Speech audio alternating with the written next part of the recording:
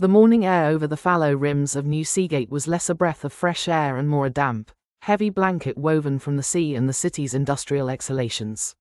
The sun, a pale, watery disk behind the omnipresent coastal haze, did little to warm the chill that had settled deep into the bones of old man Tiber. He stood beside Constable Elmsworth, surveying the utter void where his finest breeding ewes had been secured only hours before. The mystery was not in what had been taken, but in the surgical, baffling absence of evidence. "Look at the latch, Constable," Tiber rasped, his voice thick with accumulated worry that now manifested as raw frustration. He jabbed a finger at the sturdy iron mechanism, which remained firmly fastened. "A fox? A wolf? They'd tear wood for sport, scatter wool like snowflakes. This is naught but a clean slate." Constable Elmsworth, a man whose usual worries involved regulating the flow of contraband tobacco, shifted uncomfortably in the mud. His polished breastplate reflected the dull morning light, a harsh contrast to the earthy grime of the farmyard.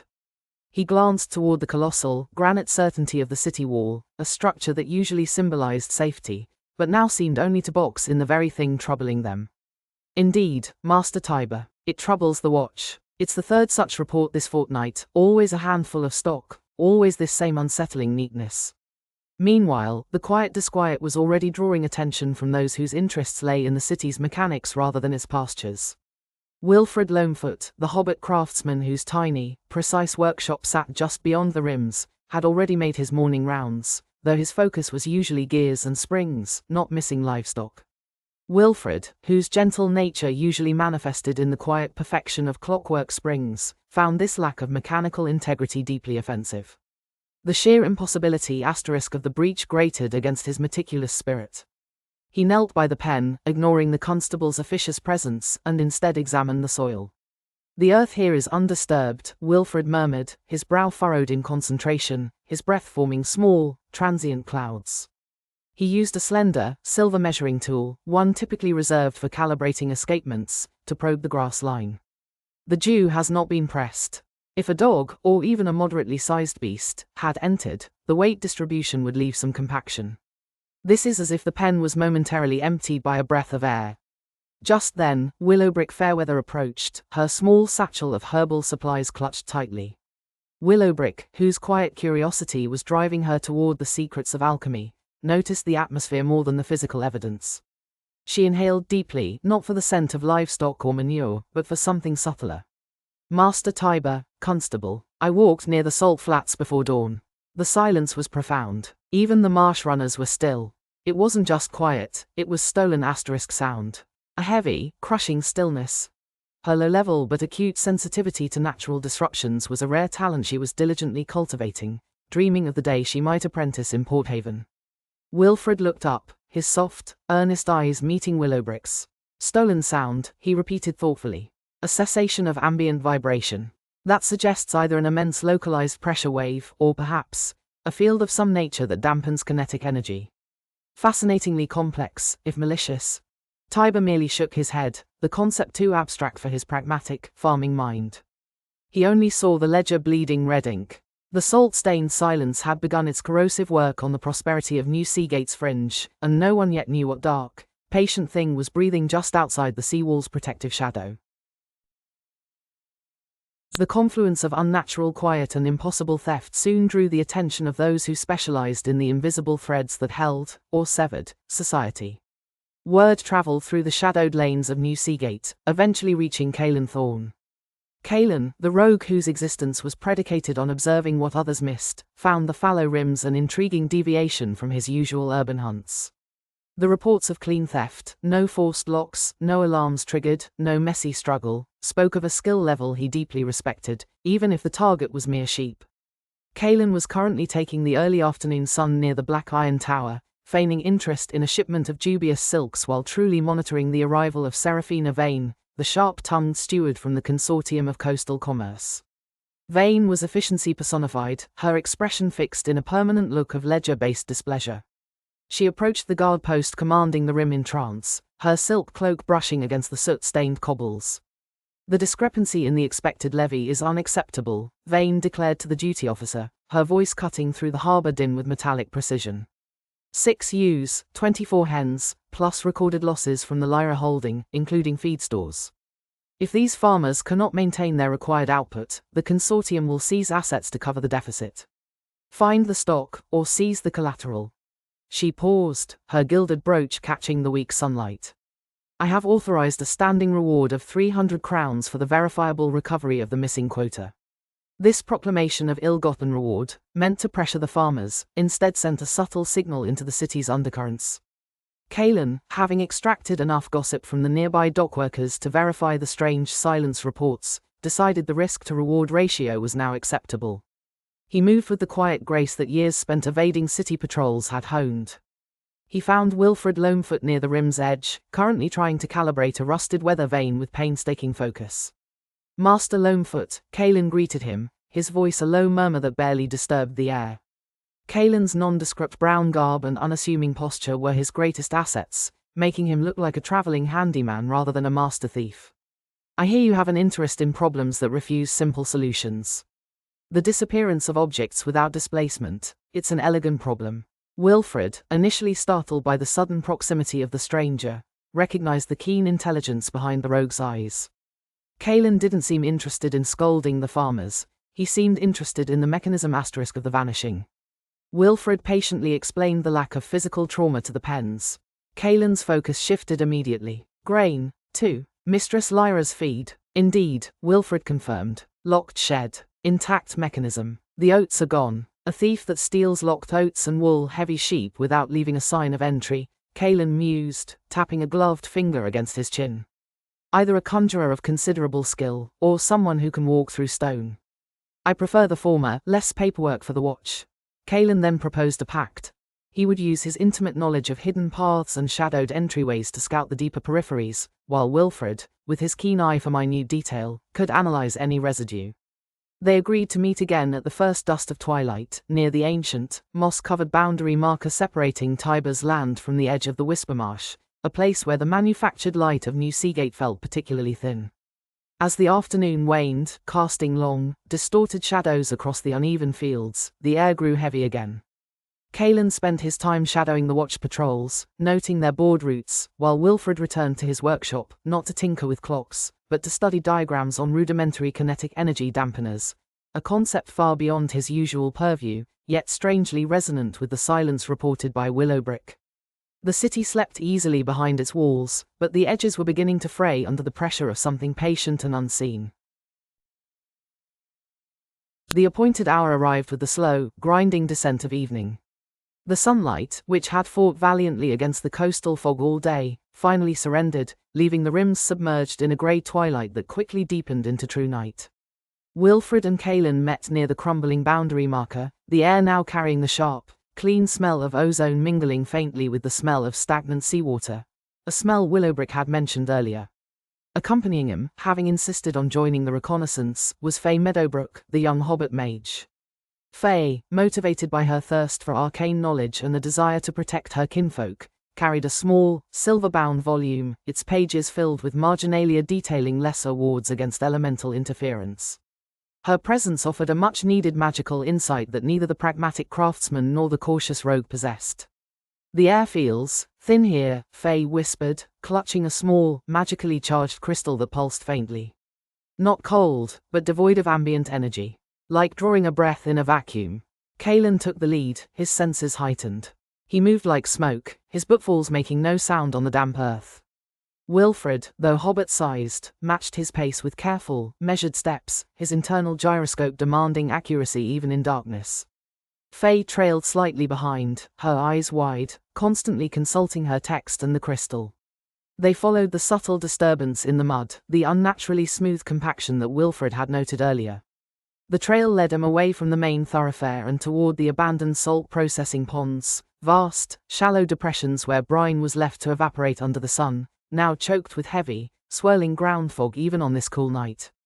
This area felt alien, a transition zone between the farmed land and the treacherous Whisper Marsh.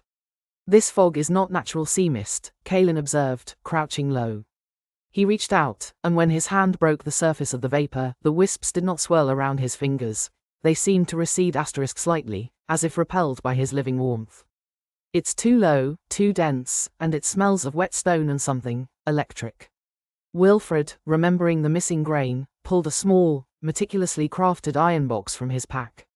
He opened it, revealing a small sample of oats taken from Tiber's granary.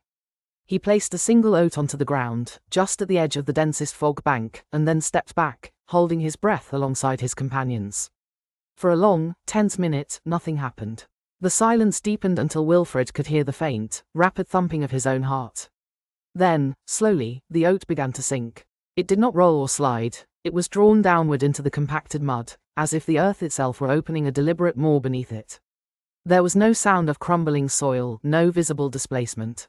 The oat simply vanished, absorbed into the smooth surface. Faye gasped, clutching her crystal until the light flared momentarily. "It's not moving through the ground," Faye whispered, her voice trembling slightly, but her resolve firm. "It's being drawn into a localized area of extremely high negative pressure, or perhaps, a pocket of phase displacement. The creature, whatever it is capable of manipulating the boundary between matter and earth." Kaelin felt a chill that had nothing to do with the night air. This was far beyond lockpicking or subterfuge. This was power that bypassed the mundane rules of existence.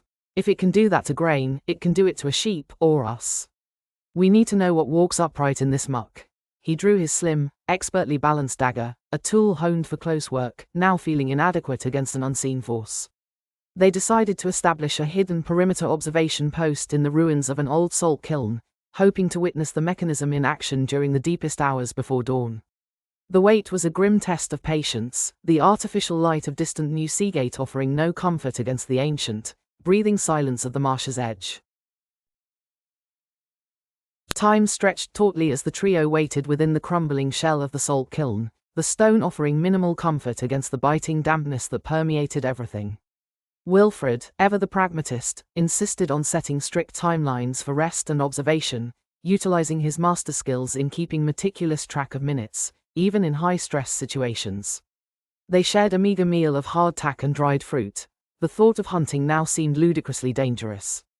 Dalton Fellwinter, the grim mercenary, had only just arrived, having been drawn by the magnitude of the potential payout and the unusual nature of the threat, having found his way from the city based on cryptic messages relayed by Kaelin's network. Dalton's heavy, practical presence immediately altered the dynamic.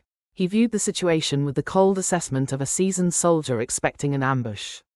"Magic or not," Dalton stated, his voice a low rumble that vibrated the loose stones around them, "if it bleeds, it can be stopped." "Where is the thing?"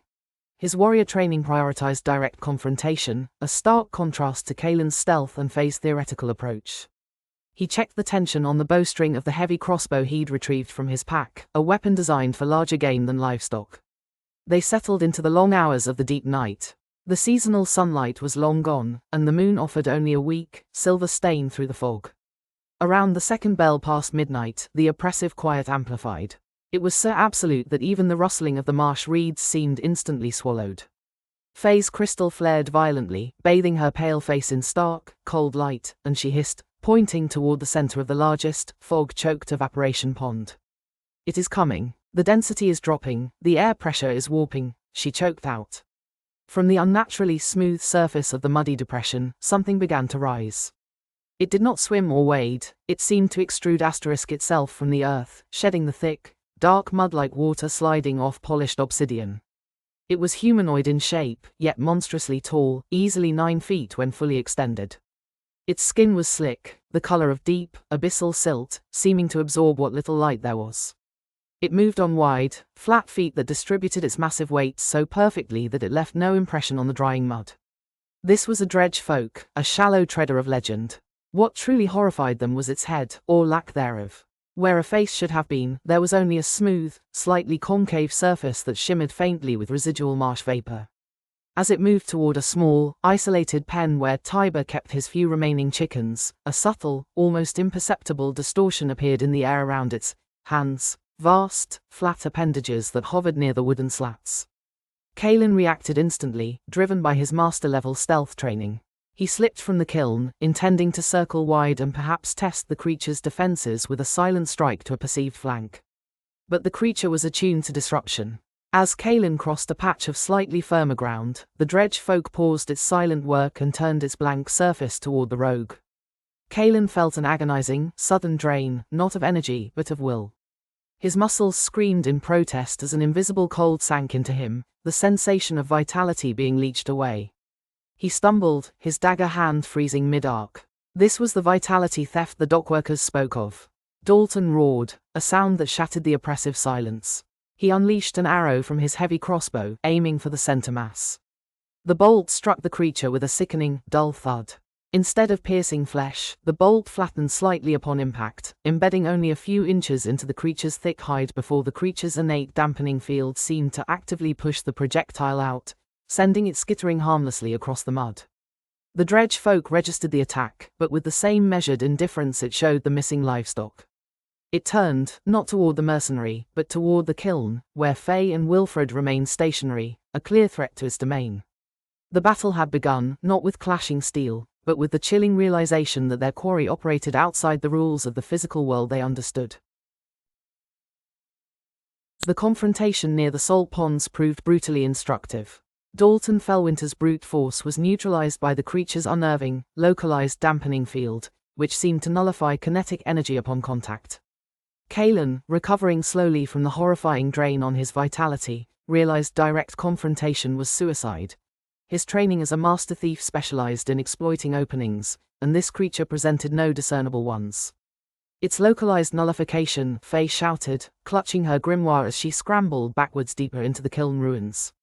Her training as an alchemist, usually focused on compounding beneficial remedies, now turned to urgent defensive chemistry. It is drawing in energy, not just sound, but motion, warmth, to maintain that field. We must overload its absorption capacity. Wilfred Lonefoot, witnessing the failure of pure metallurgy against this entity, focused his mechanician's mind on the creature's movement patterns. The dredge folk was slow, deliberate, and perfectly optimized for its silent traversal of soft ground. It did not chase, it merely advanced along the path of least resistance toward the nearest source of concentrated life, Faye. It is methodical, it seeks efficient consumption, Wilfred yelled, scrambling to retrieve a small, specialized clockwork device, a timing mechanism he had been developing for a complex self-regulating furnace. He quickly jury-rigged it, attaching small vials of highly volatile, concentrated elemental reagents Willowbrick had prepared during their brief morning meeting, which he carried for appraisal.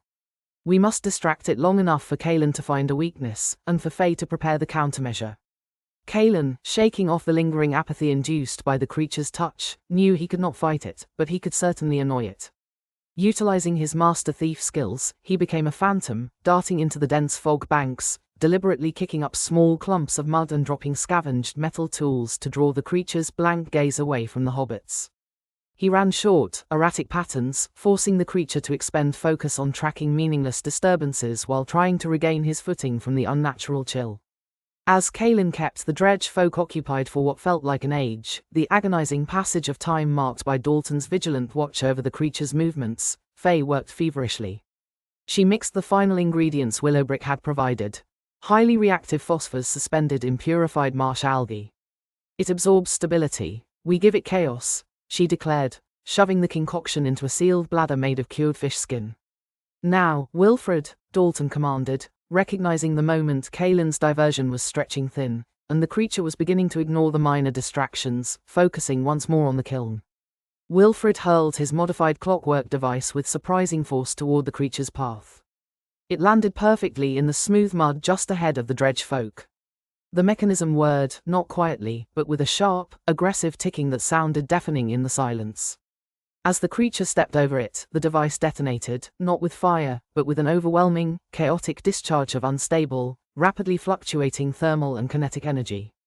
It was designed to overwhelm absorption by being too much, too fast, and too varied.